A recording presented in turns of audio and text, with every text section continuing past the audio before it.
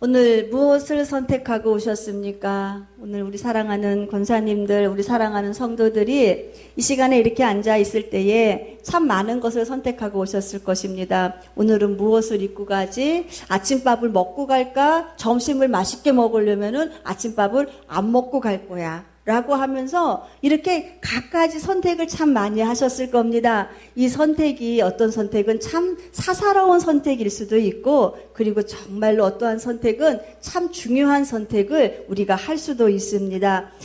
무엇을 선택한다고 하는 것은 또 다른 하나를 내가 뭐 하는 거예요? 포기하는 거잖아요. 두 가지 문제 안에서 두 가지 옷이 있어요. 내가 이 옷을 선택해서 그래 나는 오늘 핑크색 옷을 입을 거야 라고 선택을 했다면은 내가 같이 놓았던 이 파란색 옷을 나는 포기한 거예요. 이렇게 하나를 선택한다고 하는 것은 다른 하나를 포기한다는 의미가 있습니다. 그러면은요, 우리는 예수님을 믿는 사람들이에요. 우리는 예수님을 믿는 사람들이기 때문에 우리는 하나님의 자녀라고 하는 하나님의 거룩하신 인치심이 있는 귀한 백성들입니다. 하나님의 귀한 백성들이 선택의 폭이 넓을까요? 좁을까요? 우리 권사님들께 한번 여쭤볼게요. 하나님을 믿는 하나님의 귀한 백성들이 어떤 문제를 함에 있어서 선택함에 있어서 이 선택의 폭이 넓을까요? 좁을까요? 그렇죠. 좁아요. 하나님을 믿는 귀한 백성들은 선택의 폭에 굉장히 많은 제한을 받습니다. 그 전에는, 예수님을 알기 전에는 내 마음대로 선택하면 됐어요. 내가 하고 싶은 대로 했으면 됐어요. 그냥 내 방식대로 선택하면 됐어요. 그런데 이제는 내 안에 누가 계셔요? 예수님이 계시고, 예수님을 나의 구세주라고, 주님을 나의 치료자라고, 주님을 나의 아버지라고, 주인이라고 내 안에 지금 주님을 딱 모시고 난 이후에는 지금 어떤 문제를 선택함에 있어서 내 뜻이 중요한 게 아니에요. 어떤 문제 선택함에 있어서 누구를 생각하게 되느냐? 우리 살아계신 하나님을 생각하게 되는 거예요. 그래서 하나님의 뜻이 어떤 뜻일까? 하나님이 무엇을 원하실까? 내가 선택한 이것을 하나님이 기뻐하시는 선택이 맞는 것인가? 라고 하면서 하나님의 뜻을 물어보는 아주 선택의 폭이 좁게 된 것을 우리는 알게 됩니다. 그리고 우리는 그러한 선택을 하며 지금까지 살아왔습니다. 마가복음 8장 34절에 보면은 아무든지 나를 따라오려거든 이라고 말하고 있습니다. 누굽니까? 우리 예수님을 따라가는 자들이에요. 예수 안에 새 생명을 얻은 자들이에요. 하나님의 자녀가 된 자들이에요. 예수님의 귀한 말씀을 듣고 이 생명의 말씀을 붙잡고 사는 사람들이에요. 그런데 자격을 갖춰야 한다는 거예요. 아무든지 나를 따라오려거든 첫 번째로 자기 부인하여라. 내 자신과 내 감정과 내 욕망을 부인해야 된다라고 말씀하십니다. 작은 선택을 하라는 거죠. 주님 우선순위의 아름다운 선택을 하라는 거죠. 그리고 난 다음에 하는 것이 무엇이냐? 그 하나님 중심에 선택하면서 그 길을 따라가는 것도 어려운데 자기 부인을 한 사랑하는 내 자녀들아, 내 몫에 태인 십자가를 지고 나를 따라오너라 라고 주님은 명령을 하고 계십니다. 십자가는 누가 지셨습니까? 십자가가 뭡니까? 이 십자가는요, 우리 하나님의 거룩한 뜻을 이루시기 위해서 우리 예수님이 주신 것이 십자가입니다. 그런데 우리 그 예수님께서 하나님이 오늘도 우리를 향하신 거룩한 하나님의 귀한 백성들을 향하여서 하나의 아름다운 뜻을 가지시고 그 일을 성취하시기 위해서 우리들에게 각자에게 다 누구에게나 십자가를 주셨어요. 이 십자가는요, 고난의 길이에요. 십자가는요, 내가 잘못해서 짓는 것이 아니에요. 내 실수로 지고 가는 것이 아니에요. 하나님의 뜻을 성취해 드리기 위해서 지고 가는 것이 이 십자가인 것을 우리가 볼 수가 있습니다. 남편이 나의 십자가일 수도 있죠. 자녀가 내 십자가일 수도 있습니다. 지금 내가 가지고 있는 이 문제가 하나님이 지금 내 몫에 태인 십자가라고 나에게 허락하신 문제일 수도 있는 것을 우리는 알 수가 있습니다. 이렇게 생각해서 봤을 때에 주님은 사랑하는 자녀들에게 요구하시는 것이 네 자신 부인해라. 네 생각 내려놓아라. 네 방식대로 살지 말아라. 네 욕망대로 살지 말아라. 네 자신 부인하고 난 이후에 너는 내가 너에게 준 이 십자가를 꼭 지고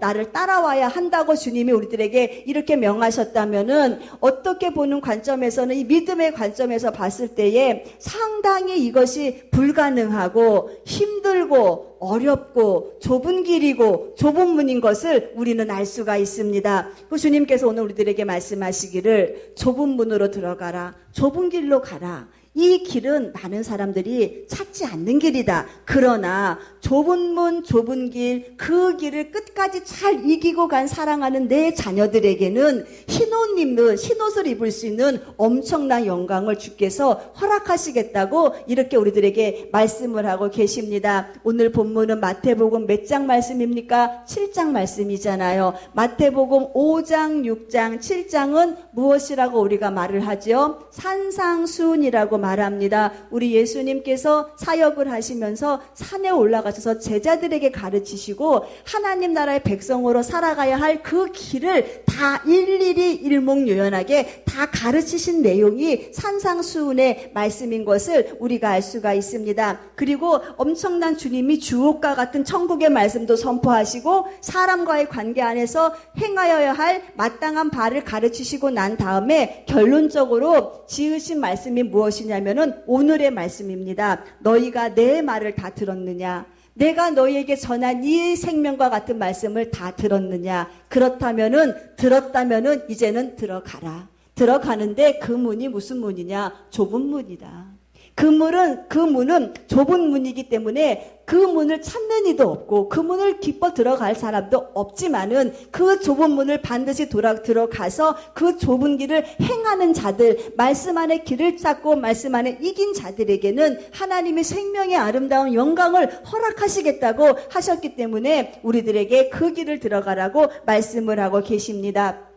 우리 주님께서 내가 한 모든 말을 사랑하는 내 자녀들아, 이제는 너희가 하나하나의 말씀 안에서 선택을 해서 너희가 하나님의 백성으로 너희의 아름다운 모습을 만들어 가든지, 내가 한 이 말에 대해서 너희가 선택을 하지 않고 너희가 말씀 안에 길들여지지 않아서 죄악의 구렁텅이에 빠지든지, 하나님께서는 이제는요 모든 자유의지를 허락하신 우리에게 모든 주권을 다 맡기시고 이제는 네가 선택해라. 나는 더 이상 너희에게 할 말이 없이 다 알려주었으니까 이제는 선택해서 가는 방향을 정하는 것은 누구의 몫이다? 우리의 몫이라고 하면서 우리들에게 바톤을 넘기신 것을 우리가 보게 됩니다. 팔복 말씀을 잠깐 한번 생각해 볼까요? 팔복 말씀은 무슨 말씀입니까? 팔복 말씀은 하나님의 백성이 가져야 될 이 마음의 자세를 가리키고 있는 거예요. 심령의 자세. 하나님의 백성이라면은 적어도 이러한 마음의 자세를 갖고 있어야 한다. 심령이 가난한 자는 복이 있나니 천국이 저희 것이며, 너희 안에서 너희의 마음이 주님, 저는 주님 없이는 살 수 없습니다. 주님 없는 내 삶은 파산입니다. 주님, 나는 심령이 가난한 사람이기 때문에, 나는 먹을 것이 없고 나는 늘 부족한 사람이기 때문에 생명이신 주님이 오셔서 먹을 것을 공급하셔야 나는 먹을 수가 있고, 능력이신 주님이 오셔서 나를 인도하셔야만이 나는 살 수 있습니다라고 하면서 내 심령이 가난해지는 거예요. 그리고 이 가난해진 내 심령 안에 누구를 채웁니까? 우리 능력의 주님을 딱 채우는 거예요. 권능의 주님을 채우는 거예요. 기적의 주님을 채우는 거예요. 그래서 심령이 가난한 자는 복이 있나니 천국이 저희 것이다. 너희 안에 예수로 가득 채워갖고 살면은 천국이 너희의 것이다. 예수의 이름은 세상의 기쁨이요, 예수의 이름은 천국의 소망이기 때문에 너희 안에 예수의 심령으로 가득 채워갖고 사는 사랑하는 내 자녀들의 심령은 고난 가운데 있지만은 고난 안에서 기쁨을 발견하는 것이고 찬양을 발견하는 것이고, 이 심령 안에 천국을 이루며 사는 자들, 이런 아름다운 모습으로 살아가는 자들, 이렇게 너희는 이런 백성의 모습으로 자세를 가지고 살아야 한다라고 말씀하고 계십니다. 애통하는 자는 복이 있나니 무엇을 받습니까? 위로를 받아요. 무엇에 애통합니까? 돈 없어서 애통합니까? 건강이 나빠져서 애통합니까? 아니에요. 하나님, 내가 애통하는 이유는 하나예요. 하나님 앞에 섰을 때에 내가 이 내 안에 있는 이 수많은 이 죄악을 발견하고 이 내 죄악 때문에 내가 눈물이 나와서 견딜 수가 없어요. 하나님, 나의 이 애통함을 들으시고 나의 죄를 용서해 주세요. 하나님, 나의 애통함은 또 하나예요. 사랑하는 내 자녀들이 저렇게 살다가, 사랑하는 내 남편이 저렇게 살다가, 내 혈육들이 저렇게 살다가 지옥 가는 그 꼴을 내가 봐야 하니 나는 너무너무 애통스러워요. 하나님, 나를 위로해 주세요. 자녀들의 영혼을 위해서, 나의 있는 이 추악한 죄악을 위해서 애통하는 자는 주님이 복이 있다. 너희가 그 애통함을 인하여서 위로를 받을 것이다. 그래, 내가 네 마음 안다. 네가 말씀 중심으로 살려가는 네 그 애통함의 마음을 내가 안다. 그러니 내가 친히 너를 위로해 주겠다. 위로가 무엇입니까? 일이 풀리는 게 위로가 아닙니까? 해결받는 게 위로가 아닙니까? 그러니 우리가 애통하는 심령을 가지고 영혼 구원을 위해서 기도할 때에 하나님은 위로를 어떻게 해주시느냐? 영혼 구원의 아름다운 열매를 맺게 하시는 위로를 해주신다는 것이고, 하나님, 내가 하나님 앞에 있는 이 죄를 가지고 애통할 때에 내 이 죄를 주님께 토설하고 자백하고 아뢰일 때에 우리의 죄를 흰 눈보다도 깨끗하게 하실 것이고 양털보다도 희게 하시겠다고 하시는 주님의 그 말씀을 붙잡고 우리가 회개하는 심령으로 거듭나는 사람, 주님의 위로를 받는 사람인 것을 말씀드립니다. 온유한 자는 복이 있나니 땅을 기업으로 얻을 것이요. 너희가 심령 안에서 많이 참아라. 힘이 있어도 참아라. 얼마든지 상대편을 향하여서 강압적으로 누를 수 있는 그 힘이 있어도 참아라. 너희가 그 온유함을 가지고, 우리 예수님 친히 온유하신 분이셨잖아요. 예수님의 인격을 가지고 온유해라. 그러면은요, 우리 주님께서 너희에게 이 땅을 기업으로 주겠다. 하늘에 있는 우리의 천국의 우리의 땅도 우리의 기업이고, 이 땅 가운데 살아가는 귀한 자녀들이 얻을 우리의 기업의 땅도 우리 주님께서 우리에게 복으로 허락하시겠다.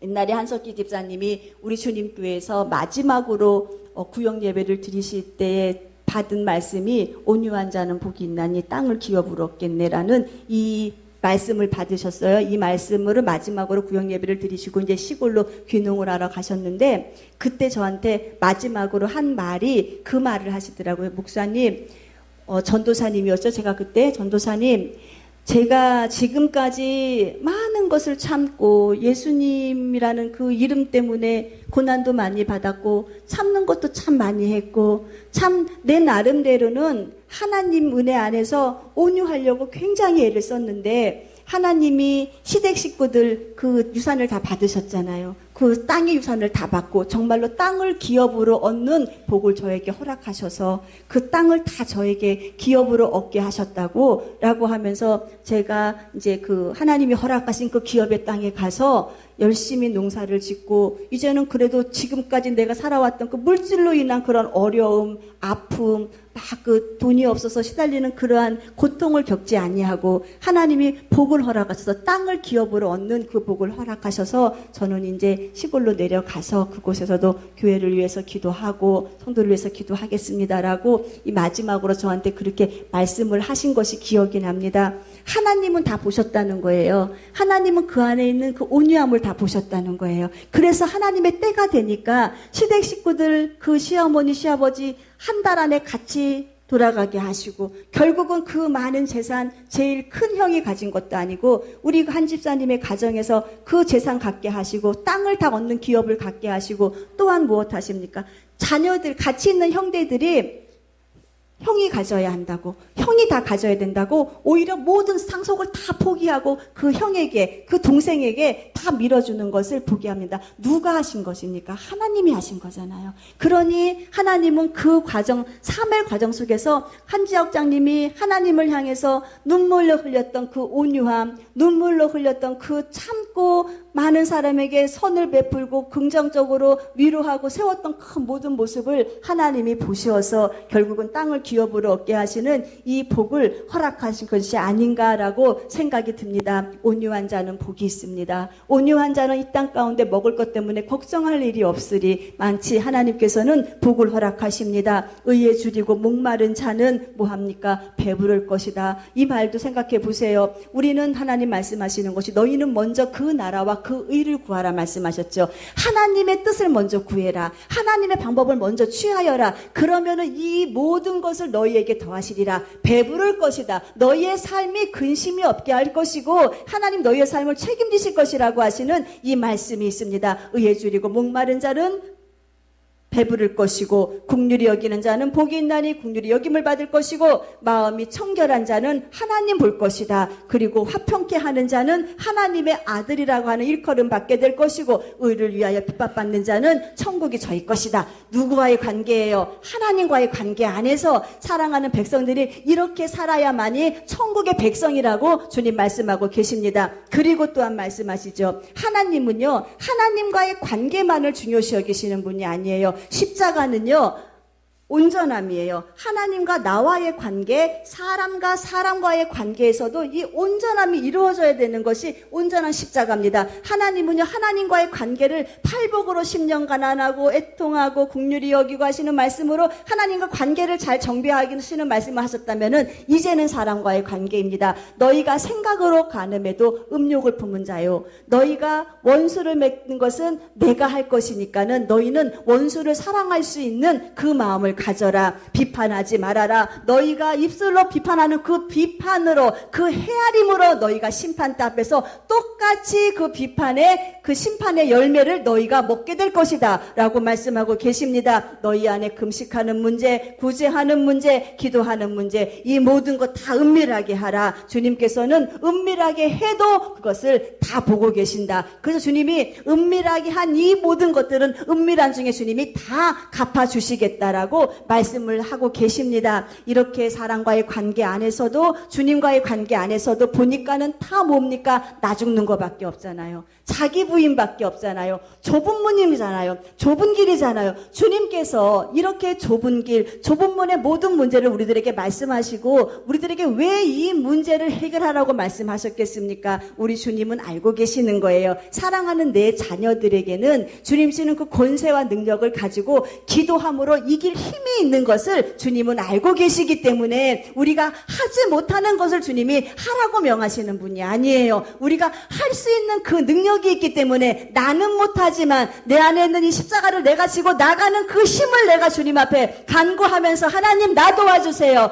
나는 할 수 없으나 주님은 하실 수 있잖아요 라고 하면서 하나님을 믿는 그 믿음을 가지고 주님 앞에 나갈 때에 주님은 그래 너는 할 수 있어. 너의 능력으로는 할 수 없지만 내가 도와줄게. 내가 너를 함께하는 그 의로운 오른손으로 내가 너를 잡아줄게 라고 하면서 주님 의지해서 이겨나가라고 우리들에게 이 문제를 허락하신 것이 아닙니까? 그렇기 때문에 우리는요, 힘쓰고 애써야 돼요. 우리 어떤 분들 이렇게 말해요. 하나님의 말씀을 어떻게 우리가 다 지킵니까? 하나님은 우리의 연약함을 알고 계시기 때문에 여러분이 못 지켜도 마음은 원이든 육신이 약해서 못 지켜도 다 이해하실 것입니다 라고 어처구니 없는 말을 하시는 분들이 있어요. 적어도 내가 이 말씀을 지키기 위해서 힘씀이 있었느냐, 애씀이 있었느냐, 말씀대로 살아보기 위해서 내가 힘쓰고 애쓰고 주님의 이름 붙잡고 승리하려고 하는 그 의지가 나에게 있었느냐, 내가 그러한 의지를 가지고 말씀에 바로 서려고 하는 그 마음의 자세를 가지고 주님 앞에 섰다면은 또한 이 모든 문제 안에서 문제를 해결하실 분도 하나님이시고 능력 주실 분도 하나님이신 것을 우리는 알 수가 있습니다. 사랑하는 성도 여러분, 예레미야서 21장에 보면은 하나님이 예레미야에게 이렇게 말을 하고 있어요. 예레미야야, 너는 가서 네 백성에게 전해라. 네 백성의 앞에는 두 가지 길을 두었다. 하나는 생명의 길이요, 하나는 사망의 길을 내가 너희들 백성들 앞에 두었다. 누가 두었습니까? 주님이 두셨어요. 예레미야야, 너는 가서 이 백성에게 내가 한 말 그대로 전하라고 말씀하고 있는 것을 우리가 볼 수가 있습니다. 오늘 본문과 우리가 같이 한번 연계해서 생각해 보겠습니다. 하나님께서 예레미야에게 말씀하신 생명의 길, 사망의 길, 그렇다면 오늘 우리가 본문에서 읽은 이 말씀 가운데에 생명의 길은 무슨 길입니까? 생명의 길은 좁은 길이에요. 생명의 길은 좁은 길이지만은 이 길은 밝은 길이에요. 생명의 길은 좁은 길이지만은 밝은 길이고 이 길은 주님이 함께하는 길이에요. 주님과 함께 걸어가는 길이에요. 생명의 길은 좁은 길이에요. 밝은 길이에요. 주님과 함께 가는 주님의 뜻을 이루어가는 길이 생명의 길인데 그 결과는 무엇이냐? 흰옷 입은 자들의 영광 중에 주님을 배울 수 있는 귀한 은혜가 넘치는 영광의 열매가 있는 길이 무슨 길이냐? 생명의 길이라는 겁니다. 그렇다면 좁은 길은요? 좁은 길, 사망의 길은요? 어떤 길입니까? 오늘 말씀대로 넓은 길이에요. 사망의 문은 넓은 길입니다. 그래서 그 길은요, 어둠의 길이에요. 내 방식대로 살아가는 길이에요. 하나님이 전혀 내 삶을 지지해주지 않아요. 도와주지 않아요. 내 방식대로, 내 사고대로, 내 목적을 이루기 위해서 살아가는 길이 하나님 말씀하시는 사망의 길이에요. 결국은 뭡니까? 그 넓은 길 갔어요. 어둠의 길 갔어요. 내 방식대로 살았어요. 결국은 지옥으로 가는 길이 사망의 길이라고 주님께서는 분명히 우리들에게 말씀하고 있는 것을 우리가 보게 됩니다. 성령의 길이면 성령의 길이에요. 사망의 길이면 사망의 길이에요. 성령의 길과 사망의 길이 공존할 수가 없어요. 천국과 지옥이 공존할 수가 없어요. 같은 길에 설 수가 없어요. 중간지대는 없습니다. 여러분 분명히 아셔야 할 것은요, 중간지대는 없어요. 주님 말씀하시기를 나와 함께 하지 아니하는 자는요, 하지 않았어요. 그냥 주님 편도 아니고 세상 편도 아니고 그냥 나는 중간에 서 있다고 나는 생각을 했지만은 주님은 그렇게 보시지 않는다는 거예요. 나와 함께 하지 않는 자는 나를 반대하는 자라는 거예요. 중간에 섰다고 나는 생각을 했어요. 주님 편도 아니고 마귀의 편도 아니고 나는 그냥 중립이야 라고 했는데 주님은 엄격하게 나와 함께 아니한 것은 나를 반대하는 것이고 나와 함께 모으지 아니하는 것은 나를 해하는 것이다 라고 하면서 이 땅 가운데에 어떠한 선택에서 중간은 없다고 주님이 우리들에게 말씀하고 있는 것을 우리가 보게 됩니다. 우리는 이 어중간한 중간, 이것이 굉장히 무서운 거예요. 계시록에서 나와 있는 이 중간에서 모습을 가지고 살았던 어느 교회입니까? 에베소 교회. 하나님이 토해버린다 그랬어요. 하나님이 인정하지 않는다 그랬어요. 뜨뜻미지근한 그 신앙을 가지고 사는 너희들을 주님은 토해버리시겠다고 엄중하게 경고한 것을 우리가 보게 됩니다. 열왕기상 18장 말씀 보세요. 엄청난 사건이 일어나고 있어요. 갈멜산이라고 하는 그 산 앞에서 850명이라고 하는 바알과 아세라를 섬기는 선지자들이 있고 한쪽 편에는 엘리야 혼자 딱 서 있습니다. 그리고 가운데 누가 있느냐? 백성들이 서 있어요. 850대 1, 가운데는 백성. 그 자리는 무슨 자리냐? 영적 전쟁이 치열하게 일어나고 있는 전쟁터와 같은 그 자리에 지금 세 무리가 서 있습니다. 이럴 때 보세요. 그 중간에 서 있는 이 백성들은요, 하나님을 믿는 백성들이었었어요. 지금 우리와 같이 하나님을 믿는다고 하는 그런 백성들이었어요. 그런데 보세요. 그들이 왜 중간에 서 있습니까? 왜 중간에 서 있어요? 하나님을 믿는 그 믿음이 있었다면 엘리야 편에 서 있어야죠. 왜 중간에 서 있습니까? 확신이 없었기 때문에 중간에 서 있었어요. 지금까지 본 하나님도 맞는 하나님인 것 같고, 숫자적으로 보니까는 저쪽에는 850이야. 야, 저렇게 다수가 서 있는 거 보니까는 저들이 섬기는 저 바알과 아세라도 꼭 맞는 것 같아. 라고 하는 이 중간지대에서 서면서 결단하지 못하고 있는 그들을 향하여서 엘리야가 그들에게 도전을 줍니다. 너희들 선택해라. 하나님 편이냐 바알 편이냐 선택해라. 여러분이 지금 그 안에서 그 백성들과 같은 모습을 갖고 딱 서 있다고 생각해 보세요. 무엇을 선택하시겠습니까? 하나님 선택하시겠죠. 그런데 그만한 영적인 힘과 선택의 능력이 없으니까는 어중간하게 서 있는 그 백성들. 그런데 우리가 가끔씩 이런 일을 벌인다는 거예요.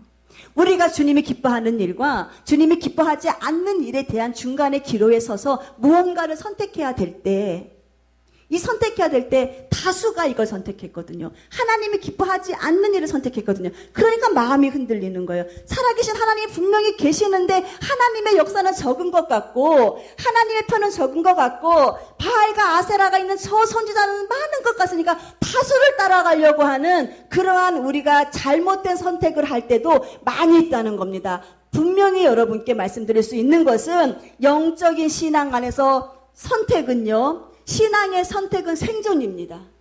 믿음 안에서 선택은 생존이에요. 내가 죽느냐 사느냐의 문제입니다. 내가 무엇을 선택하느냐에 따라서 내 영혼이 죽느냐, 내 영혼이 사느냐. 그렇기 때문에 우리는 믿음으로 사는 길이 진짜 내가 사는 길인 것을 알고 하나님 주시는 이 믿음의 길을 선택해야 한다고 말씀드립니다. 영의 생각과 육의 생각이 충돌할 때가 많이 있잖아요. 그럴 때에 우리는요, 과감하게 영의 생각은 뭡니까? 생명과 평안이요, 육의 생각은 사망이다. 주님 말씀하시기를 너 살고자 하느냐? 네가 영적인 생각과 육적인 생각이 충돌할 때 너 살고자 하느냐? 그렇다면 내 생각 붙잡아라. 영의 생각 붙잡아라. 라고 주님이 말씀하실 때에 과감하게 죄악을 떨쳐버리고 영의 생각을 붙잡아야 하니 우리가 생명이요 평안의 길로 가는 것이지, 사망의 생각 딱 붙잡고 육의 생각 붙잡고 있으면 우리의 삶은 멸망입니다. 믿음 안에서 실패 절대 하셔서는 안 돼요. 믿음 안에서 실패는 지옥입니다. 믿음 생활 성공하셔야 돼요. 그렇기 때문에 사랑하는 귀한 우리 권사님들, 우리 사랑하는 모든 학생들, 우리 집사님들, 우리는요 살 생각 갖고 살아야 돼요. 죽을 생각 갖고 사는 사람은 나의 삶을 죽음으로 이끌어 가는 것이고, 내가 살 생각 갖고 사는 사람은 나의 삶을 살음으로 생명으로 인도해 나가는 것을 우리가 알 수가 있습니다. 이스라엘 역사를 가만히 보면은요, 이스라엘 백성들은 참 우리들에게 엄청난 교훈을 많이 주는 사람들이에요. 이스라엘 백성들이요, 유목민 생활을 했었어요. 옛날에 족장 시대나 보면은 다 이렇게 정착을 하지 않고 양을 키우고 이렇게 짐승을 키우면서 유목민 생활을 하다가 애굽 나라에 430년 동안 뭐 합니까? 노예 생활을 하잖아요. 이 노예 생활을 할 때는 애굽 나라에서 공급해주는 음식을 먹었죠. 그리고 나서 출애굽을 합니다. 그리고 광야 생활을 해요. 광야 생활을 할 때는 하나님이 그들이 농사를 짓지 않아도 하늘에서 만나와 메추리떼를 보내주셔서 먹이셨어요. 그리고 이제는 그들이 정말로 정착해야 될 가나안 땅에 딱 들어갔습니다. 가나안 땅은 그들이 이제 육신적으로 정착을 해야 될 그러할 성이에요. 그런데 보세요. 가나안 땅에 들어갔을 때에 여호수아서 24장 31절 말씀에 무엇이라 기록되어져 있냐면은 여호수아가 죽은 후에, 그리고 여호수아와 함께했던 장로들이 죽은 후에, 그러니까는 가나안 땅에 들어가는 1세대가 다 죽었어요. 그리고 난 다음 2세대부터 어떤 일이 벌어지느냐? 혼합이 이루어져요. 저들은 하나님을 섬기지 않았어요. 저들은 하나님을 멀리했어요. 어떠한 문제 때문에? 먹고 사는 일 때문에. 먹고 사는 일 때문에 결국은 이방 신을 받아들이는 이러한 엄청난 실수를 하게 된 것을 보게 됩니다. 가나안 땅에 들어갔으니까 농사 져야 되잖아요. 농사 기술을 배워야 되잖아요. 그러니까는 그곳에 살고 있는 그 원주민들과 화합을 합니다. 농사 기술을 배우는 거예요. 그러면 농사 기술은 먹고 살기 위해서 배운 거는 누가 뭐라 합니까? 먹고 살기 위해서 배운 것을 가지고 뭐라 할 사람들은 하나도 없어요. 그런데 문제는 무엇이냐? 이 민족이 먹고 사는 일 때문에 하나님을 배신한 거예요. 바알신이라고 하는 신이 있는데, 아스다솥이라고 하는 이 신이 있는데, 이 신은 풍요의 신이요, 농사를 지을 때마다 풍성하게 풍년을 주는 신이다. 너희들이 이 바알신을 섬기고 아스다롯 신을 섬기면은 농사를 지을 때마다 풍년을 얻게 될 것이다. 라고 하는 그 이방신의 그 꾀임을 말하는 그 민족들의 그 종교를 그대로 받아들여요. 그리고 그 문화를 그대로 받아들여요. 그리고 나서 그들의 삶은요, 평상시는 바알신이요, 아스다소 신이요, 우리에게 풍년을 주시옵소서. 내가 지금 나가서 농사지러 나가는데, 벼심으러 나가는데 풍년을 주시옵소서라고 하면서 그들이 섬기는 그 우상에게 경배를 하고 그 우상에게 구합니다. 그리고 하나님이 명하신 절기가 있잖아요. 지금으로 말하면 주일이에요. 이 절기는요, 신앙에 쩔림이 있으니까는 하나님께 와서 예배를 드려요. 이것이 바른 모습입니까? 그런데 지금 우리가 그렇게 살고 있다는 겁니다. 우리가 교회에서는 예배 생활, 교회에서는 말씀 생활이 중요한 줄 알아요. 신앙이 살아가는 모습이 어떤 모습인지 알아요. 그런데 교회의 법칙이 딱 끝나고 말씀의 법칙이 딱 끝난 이후에 세상으로 나간 사람, 우리는요, 세상의 법칙을 그대로 다 흡수하며 살아가고 있는 것을 우리는 보게 됩니다. 하나님의 법을 떠나버렸어요. 말씀을 떠나버렸어요. 그리고 세상의 법을 따라서 그대로 살아가고 있는 우리의 영적인 자세의 모습을 한번 살펴보시기를 주님의 이름으로 축원드립니다. 우리 예수님 우리들에게 무엇을 말씀한 하나님의 목소리를 들어보세요. 사랑하는 성도들아, 땅의 것을 추구하지 말아라. 너희는 하나님의 백성이기 때문에 너희는 땅의 것을 추구하지 말고 너희가 추구해야 될 것은 하늘의 것이다. 너희는 썩을 양식을 위해 살지 말아라. 이 썩을 양식은 언젠가 다 망해버린다. 하나님의 나라에 있는 양식은 썩지 아니할 양식이니 그 양식을 위해서 너희가 살아라라고 우리들에게 끊임없이 말씀하고 있는데, 정작 그 말씀을 들은 우리는 어디 바라보고 살았습니까? 한 주일 동안 하나님 나라 얼마나 바라보고 살았나요? 내 마음에 있는 심령이 아름다운 이 성전을 가꾸기 위해서 얼마나 힘쓰고 애쓰고 살았나요? 아버지 기뻐하시는 생명의 양식을 부여잡고 내가 얼마나 말씀대로 살아보려고 애썼나요? 우리는 그렇게 못 살았어요. 그리고 주님 앞에 나와서, 예배 때 나와서 이 이스라엘 백성과 같이 주여 거룩하게 예배드리기를 원하나이다. 이 모습을 갖고 있는 것이 우리의 모습이에요. 주님이 이스라엘 백성들을 교사로 삼아라. 너희의 믿음이 이렇다 말씀하신다면 우리는 철저하게 회개해야 돼요. 아버지 앞에 우상 섬긴 거, 말씀대로 살지 못했던 거, 믿음 생활 하지만 늘 실패하며 넘어졌던 내 자신을 보면서 우리가 모두가 다 회개하시는 우리 모두가 되시기를 바랍니다. 사도 바울은 얼마나 멋진 사람입니까? 사도 바울 너무너무 존경해요. 정말로 하나님 나라에 가갖고 제일 먼저 만나고 싶은 사람이, 옛날에는 요셉을 만나고 싶었어요. 잘생겼을 것 같아서. 다니엘을 만나고 싶었어요. 잘생겼을 것 같아서. 그런데 지금은 바뀌었어요. 사도 바울 만나고 싶어요. 어떻게 그렇게 모진 핍박을 견뎠습니까? 어떻게 그렇게 자존심을 다 내려놓고 주님 복음 전하는 일에 주님만 생각하는 그 믿음을 갖고 살았습니까? 정말로 사도 바울을 만나고 싶어요. 내가 그리스도와 함께 십자가에 못 박혔나니 이제 나는 산 것이 내가 산 것 아니다. 나는 십자가에 못 박힘으로 난 죽었다. 그리고 내 안에 예수가 살았다. 그 고백을, 나는 이제 좁은 문 들어간다. 좁은 길 들어간다.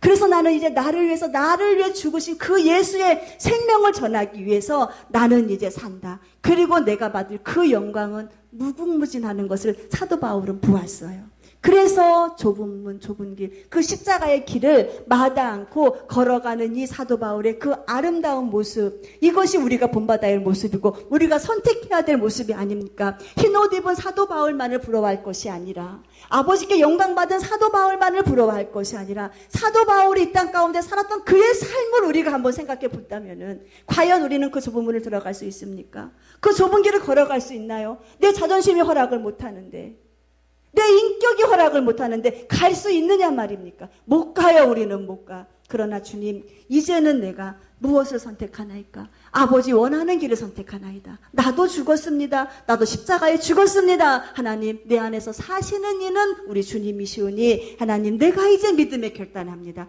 믿음의 결단이 어려운 게 아니에요. 여러분, 어마어마하게 큰 어떠한 계획을 가지고 결단하는 것이 아니에요. 믿음의 결단이 무엇입니까? 하나님, 주님 사랑하며 살겠습니다. 사도 바울처럼 이 복음 위에 살겠습니다. 예배드리며 살겠습니다. 기도드리며 살겠습니다. 헌신하며 살겠습니다. 하나님 명령하신 신부 단장하며 살겠습니다. 이 결단이 곧 생존이다. 이 결단이 곧 내 생명을 살리는 일이요, 이 결단을 하지 못하면 내 생명이 죽어가는 것을 다시 한번 말씀드리니 우리 사랑하는 성도들, 생명이 주신 이 생명의 결단 잘하시기를 주님의 이름으로 축원드립니다. 여러분에게 예배는요, 여러분에게 기도가, 헌신과 충성과 봉사는 필수입니까? 선택입니까? 마지막 때에는요, 사람들이 모이기를 피하는 사람들이 습관과 같이 모여서 예배를 드리고, 습관과 같이 모여서 기도를 하고, 습관과 같이 내 마음의 중심을 향한, 주님을 향한 그 마음 다 사라지고, 때가 됐으니까, 시간이 됐으니까 가서 앉아있는 때우기식 예배를 마지막 때에는 드린다. 그래서 너희가 오직 권하여 그날이 가까움을 볼수록 예배는 선택이 아니다, 필수다. 기도는 선택이 아니다, 필수다. 순종은 선택이 아니다, 필수다. 전도도 선택이 아니다, 필수다. 주님이 이렇게 우리들에게 말씀을 하고 계십니다. 우리는요, 내가 일주일에 한 번 나와서 하나님의 말씀을 듣고, 일주일에 한 번 나와서 말씀 듣는 이 생명의 말씀을 가지고 내가 일주일을 한번 살아본다고 생각해 보세요. 살 수 있을 것 같습니까? 못 살아요. 우리가 짧은 시간 한 45분의 이 말씀을 듣고 일주일을 내가 나가서 내 믿음도 지키고 우리 가족들도 믿음도 지키고 파수꾼으로 내 삶을 다하면서 살아갈 수 있을 것 같습니까? 못 삽니다. 밖에 나가면 우리를 공격하는 것들이 얼마나 많은데요. 우리를 시험케 하는 것들이 얼마나 많은데요. 그래서 주님이 말씀하시는 것이 무엇이냐? 들은 바의 말씀을 생각 가운데에 삶 가운데에 능력으로 행하여라. 들은 바의 말씀을 삶 가운데에 사랑하라 하였으면 사랑하는 것을 행하여야 되고, 하나님의 말씀 안에서 너희 안에 원망이 없이 하라는 말씀을 들었으면 너희의 삶 가운데 원망이 없는 삶을 살아라. 여기에서 능력이 나타나는 거예요. 들은 바의 말씀을 묵상했으면 삶으로 열매로 보여달라. 주님이 우리들에게 이렇게 말씀을 하고 계십니다. 우리의 믿음이 우리의 신앙이 내 삶에 적용되지 못한다면은 우리는 신앙의 힘을 잃어가는 사람들이에요. 신앙의 힘을 갖는 사람은 무엇이냐? 내 믿음 안에 들은 이 말씀을 내 인격으로, 내 삶으로, 내 헌신으로 남에게 보여주는 거예요. 내 희생을 통하여서 많은 영혼이 돌아올 수 있는 그 발판을 내가 만들어주는 겁니다. 예수 믿는 신앙이 무엇입니까? 입으로만 고백하는 것이 예수 믿는 신앙인가요? 절대 안 그렇습니다. 내 인격이 주님 앞에서 주님과의 아름다운 만남을 성공시켜 나가는 사람이 이겨나가는 사람이에요. 하나님 날 향해서 엄청난 큰 복과 아름다운 섭리를 계획하고 계셔요. 그렇다면 그걸 딱 믿는 거예요. 하나님 날 통해서 하실 일 엄청나다는 것을 내가 딱 믿고, 그렇다면 거기에서 나는 순종의 길을 따라서 그 길을 주님이 걸어가라 하면은 좁은 길, 좁은 문이라도 나는 그 길을 걸어가는 거예요. 그리고 난 다음에 이 길의 끝은 영광이요, 이 길의 끝은 기쁨이요, 이 길의 끝은 축복이라는 그 확신을 가지고 나를 만들어가며 걸어가는 사람이 바르게 믿음 생활하는 사람이에요. 하나님을 아는 것을 머릿속에만 딱 집어넣고 가슴으로만 품고 사는 사람이 아니라 나를 만들어 달라고 주님께 이렇게 아름다운 하루의 삶의 열매를 올려드리는 사람이 제대로 사는 믿음의 사람인 것을 말씀드립니다. 오늘 1달란트 남기지 못한 사람이 나중에 10달란트 남길 수 있다고 생각하십니까? 절대 그럴 일은 없습니다. 오늘 내가 주님 앞에 주 예수보다 더 귀한 것은 없다고 고백하지 못하는 그 신앙이 시간이 지난 다음에 주 예수보다 더 귀한 것이 없다고 고백할 수 있나요? 그럴 일이 없어요. 주님, 내가 살아도 주님을 위해서 살고 죽어도 주를 위해서 죽겠나이다라고 오늘 고백하지 못한 사람, 오늘 결단하지 못한 사람이 나중에 그런 결단을 할 수 있을까요? 아니에요. 지금이에요. 지금 내가 결단했으면 결단의 모습이, 인정하는 모습이 여기에서만 끝나는 것이 아니라 삶으로 나타나라. 주님 말씀하고 계셔요. 오늘 우리가 읽은 이 본문 말씀과 누가복음 13장 22절 말씀은 같은 말씀이에요. 같은 공간 복음이에요. 마태, 마가, 누가, 요한은 공간 복음이라 그래요. 저자는 틀린데 한 성령님이 말씀을 하셨기 때문에 다 똑같은 관점으로 이 말씀을 다 같이 똑같이 풀이하고 있습니다. 이 누가는 무엇이라고 이 말씀을 풀이하였냐면은 잘 들어보세요. 예수님이 각 성의 복음을 전하러 가시는데 한 사람이 와가지고 물어봅니다. 주여, 구원받을 만한 자가 많습니까? 적습니까? 물어봐요.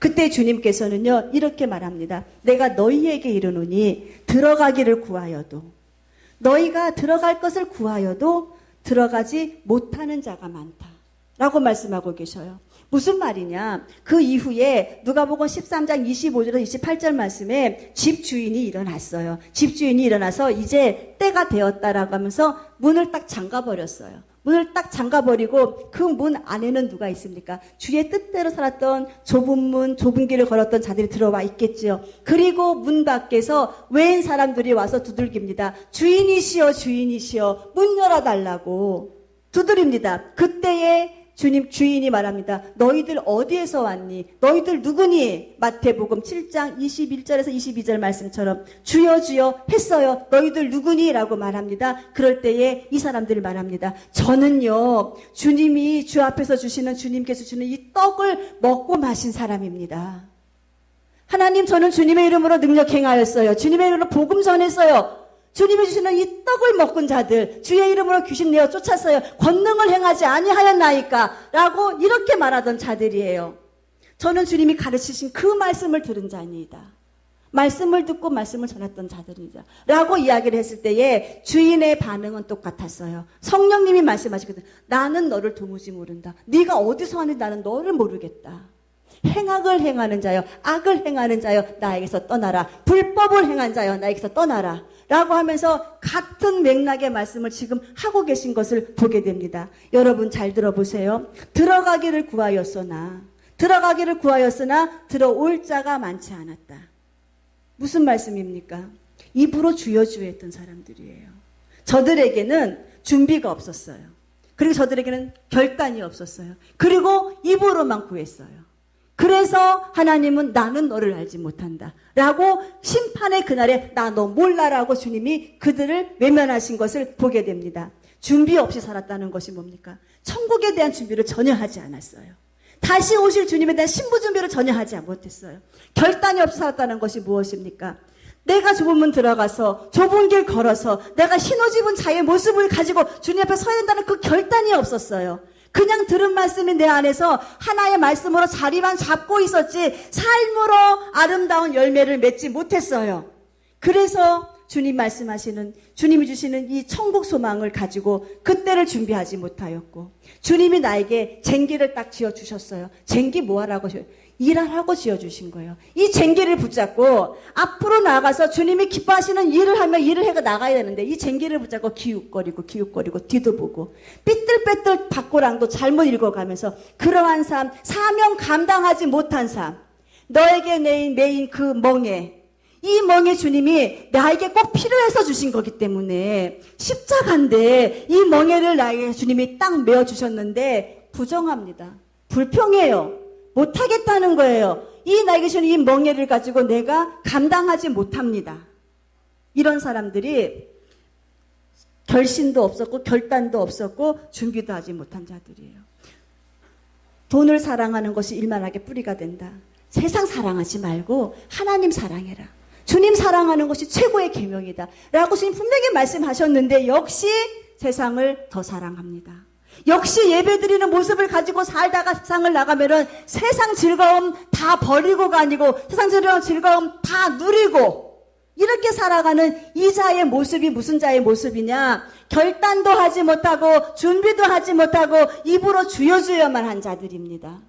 하나님 나라가 그렇게 우리가 부담 없이 그냥 아무렇게 내 맘대로 살다가 들어가는 곳이 하나님 나라입니까? 주님은요, 죄와 싸워서 끝까지 싸워 이겨 들어와라, 이렇게 말씀을 하고 계시기 때문에 우리 사랑하는 주님의 성도들, 우리는 많은 사람이 찾는 이가 없는 이 좁은 길, 나를 내려놓는 길, 고난의 길, 순종의 길을 우리는 잘 감당하며 걸어가야 합니다. 우리는 소망을 어디에 둡니까? 미래에 두잖아요. 주님 계시는 그 천국에서 내가 흰옷 입은 자의 나의 모습을 바라보면서 우리는 소망이 있잖아요. 늘 말씀드리죠. 계시록 14장. 흰옷 입은 자들의 찬양하는 그 무리 속을 한번 잘 생각해 보세요. 그들의 모습은요, 특징이 있었다 그랬어요. 그들은 무슨 특징이 있었냐면요, 그들의 이마에는 무엇이 있다 그랬습니까? 그 승리에서 나와서 다 이겨서 주님 앞에 서서 주님을 찬양했던 그 모든 이긴 자, 천국 백성들의 이마에는 모두가 다 무엇이 있었다 그랬나요? 어린 양의 이름과 그의 아버지인 하나님의 이름이 그 이마에 있었다 그랬어요. 모든 생각의 중심이 예수 중심이었어요. 예수님 기쁘시게 하는 그 삶을 살아드렸어요. 그래서 그들은 기쁨과 감사의 그 영광의 순간에 하나님 나라에서 흰옷 입은 자의 모습을 가지고 주님을 찬양하는 그 반열에 올라갔습니다. 두 번째 특징이 뭡니까? 세상에 살 때예요. 그들도 다 세상에 살았던 사람들이에요. 우리와 똑같은 문제를 갖고 고민들 가지고 죄악에 관영한 이 시대에 살았던 사람들이 다 그들이 똑같은 세상에 살 때에 그들은 선택이 달랐어요. 그들이 선택한 것은 무엇이냐? 세상과 더불어 타협하지 않는 것을 선택했습니다. 그것이 뭡니까? 말씀이에요. 그들에게는요, 우상 숭배가 없었어요. 저들에게는 음행이 없었어요. 저들에게는 술수가 없었습니다. 저들에게는 원수 맺는 것이 없었습니다. 저들에게는 분쟁이 없었어요. 저들에게는 시기가 없었어요. 저들에게는 분냄이 없었어요. 당짓는 것이 없었어요. 수군거림이 없었어요. 이단에 넘어가지 않았어요. 저들은 세상에 있어서 자기를 잘 지켰던 사람이에요. 이 엄청난 죄악의 물결 안에서. 그리고 또 하나의 특징이 어린 양이 인도하는 대로 따라갔어요. 어린 양이 누굽니까? 예수님이에요. 예수님 말씀 따라서 가다 보니까 어린 양이 어디로 인도하든지 그곳이 좁은 문이든 좁은 길이든 인도하는 대로 그냥 순종하며 따라갔어요. 그랬더니 따라가면서 얻어진 어린 양의 거룩한 인격, 성령의 9가지 열매를 주렁주렁 맺혀가면서 살았던 사람들이 보니까 14만 4천 명 천국에서 하나님을 예배하는 자의 모습 속에서 살았다는 겁니다. 이긴 자들입니까? 진 자들입니까? 이겼어요. 승리했어요. 선택을 참 잘했어요. 내가 선택한 것에 대한 책임을 잘 지고 살았어요. 저들의 입에는 거짓이 없었다. 저들의 입에는 흠이 없었다. 이 마음에 가득한 것이 입으로 나오는데, 이 마음에 거짓이 없었기 때문에 입으로 나온 것도 흠이 없는 말이 나왔다는 거예요. 그렇기 때문에 생각 지키고 마음 지키고 죄와 싸워서 아버지 앞에 가는 것이 우리가 가야 될 이 좁은 문이에요. 좁은 길이에요. 그래서 우리는 결국 우리가 앞날에 흰옷 입은 자의 모습을 가지고 서야 합니다. 노아는 무슨 길을 걸어갔습니까? 노아는 좁은 길을 걸어갔어요. 노아는 좁은 길을 걸어가는 이유가 자기가 잘 먹기 위해서 걸어간 것도 아니고 잘 살기 위해서 걸어간 것도 아니에요. 그냥 하나님 말씀 한마디에 순종하기 위해서 좁은 길을 갔어요. 방주 지어라. 내가 이제는 물로 이 세상 심판할 것이니까 방주 지어라. 그냥 그 말씀 한마디를 순종하면서 좁은 길을 걸어갑니다. 좁은 문을 들어갑니다. 그런데 그 주위의 사람들이 뭐합니까? 노아를 가지고 비웃잖아요. 노아를 조롱하잖아요. 노아를 비판하잖아요. 어리석다고 말하잖아요. 무시당하잖아요. 그런데 보세요. 주님이 심판하시는 그날에 누가 이겼습니까? 누가 승리자입니까? 좁은 길 갔던 사람이 이겼네요. 좁은 문 들어갔던 노아가 승리했네요. 주님이 심판하시는 그날에 주님 말씀 한 말씀만 붙잡고 비판을 당해도 조롱을 당해도 무시를 당해도 그냥 주님 말씀이라고 하니까 이 말씀 부여잡고 갑니다 라고 했던 그 노아는 심판의 엄청난 그 쓰나미 안에서 구원받는 놀라운 은혜를 경험하잖아요. 이것이 좁은 길을 걸어가는 자들이 얻을 영광입니다. 우리 사랑하는 주님의 께 성도들, 우리도 걸어가야 돼요. 우리도 좁은 길 걸어가야 돼요. 이 좁은 길의 끝은 무엇이냐? 흰옷 입은 자들입니다. 영광입니다. 그런데 지금 나는 어느 편에 서 있나요? 내 앞에 있는 이 문은요, 넓은 문입니까? 좁은 문입니까? 내가 좁은 문을 걸어가야 한다는 것도 다 알지만은 정작 나는 무슨 문을 선택하고 가고 있나요? 자꾸 넓은 문을 열고 싶어요. 이게 내 마음이에요. 이 마음 죽이시기 바랍니다. 이 마음 죽이시고 우리는 미지근한 신앙생활 하나님 토해 버리신다고 말씀하셨으니까 내 신앙생활이 미지근했다면 이것 또한 회개하세요. 그리고 우리는 주님 앞에 섰을 때에 흰옷 입은 자들로 서야 합니다. 그리고 그날 주님께 은혜 받아야 되고 위로 받아야 되고 상급 받아야 됩니다. 주님의 께 성도들, 우리는 존귀한 자들이에요. 우리는 천국에서 주님 만날 사람들이에요. 우리는 흰옷 입고 주님께 찬양해야 될 아름다운 찬양대의 반열에 서야 될 사람들이 우리 주님의 께 성도들이 되어야 됩니다. 사모하세요. 그리고 내 앞에 있는 이 문이 좁은 문이라 할지라도 좁은 문을 열고 내가 좁은 길 걸어가서 내 못에 대진 십자가, 이 멍에줄 내가 든든히 잘 붙잡고 주님 만나는 그날의 영광 중에 우리 주님 만나시기를 주님의 이름으로 축원드립니다. 이 시간에 우리가 말씀을 생각하시면서 통성으로 기도할 때에 하나님, 좁은 길입니다. 남들은 가려고 하지도 않는 길입니다. 그러나 주님, 저는 이 길 끝에 영광의 주님이 나를 기다리고 있는 것을 알기에, 축복이 나를 기다리고 있는 것을 알기에 이 좁은 문을 걸어갑니다. 하나님, 좁은 문 걸어가는 나의 이 마음 가운데에 홀로 가지 않게 하시고 주님 오시어서 내 손 잡아주시고 우리 사랑하는 가족들 손도 잡아주시고 우리 모두가 다 이겨서 우리 하나님 계시는 천국에서 그 복을 다 누릴 수 있게 해달라고 통성으로 기도드리겠습니다.